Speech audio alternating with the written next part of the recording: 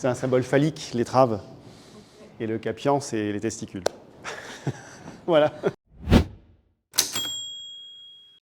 Bienvenue au chantier naval Borg. Ici, on rénove et on construit des bateaux en bois, et en particulier les barquettes marseillaises. Ce qui caractérise une barquette marseillaise, c'est un sous-ensemble de ce qu'on appelle les pointus, parce qu'ils sont pointus devant et derrière. Ce sont des bateaux qu'on retrouve dans quasiment toute la Méditerranée. La rablure, elle est assez propre là, quoique. Donc là, on a commencé la restauration d'une barquette. On va décaper, très légèrement poncer. On évite de poncer parce que à chaque fois, ça enlève une petite couche de bois. Donc si on le fait plusieurs fois, à la fin, il ne reste plus rien. Charpentier de marine. Il n'y en a plus beaucoup en France. Sur la façade méditerranéenne, on est 7, on est parmi les plus gros. Je suis tombé amoureux du lieu, de l'équipe, de ce métier qui était en train de disparaître. En tout cas, il n'y en a plus beaucoup. Et du coup, avec l'équipe qui était là, on a décidé de relancer le chantier.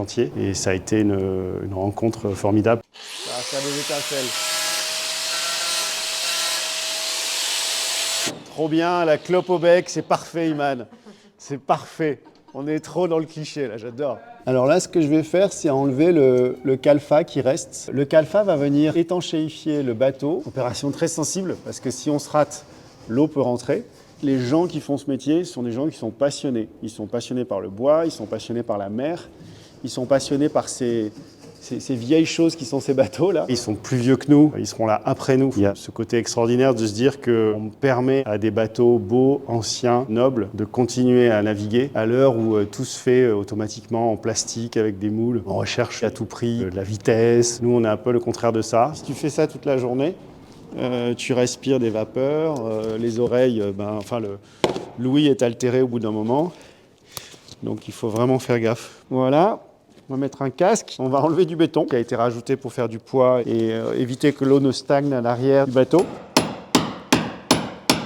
Là, la membrure qu'on voit ici, elle a été carrément cassée. C'est le temps et le choc qui ont fait cette fracture. Nous, on est détenteurs d'un savoir-faire assez ancien, mais on n'est pas un musée. On n'est pas là pour se figer sur la technique ancienne, pour travailler un peu mieux ou un peu plus vite, de façon plus durable ou en utilisant un peu moins le corps qui est quand même très sollicité pour ce métier. Donc là, on est sur le capot d'un bateau. L'intérêt du ciseau à bois, c'est qu'on va pouvoir travailler dans une précision très grande pour arriver au dixième de millimètre près, à la bonne hauteur, tout en ayant une surface très plane qui va devoir glisser sur son support. Là, on permet à des bateaux d'avoir plusieurs dizaines d'années, voire plusieurs siècles.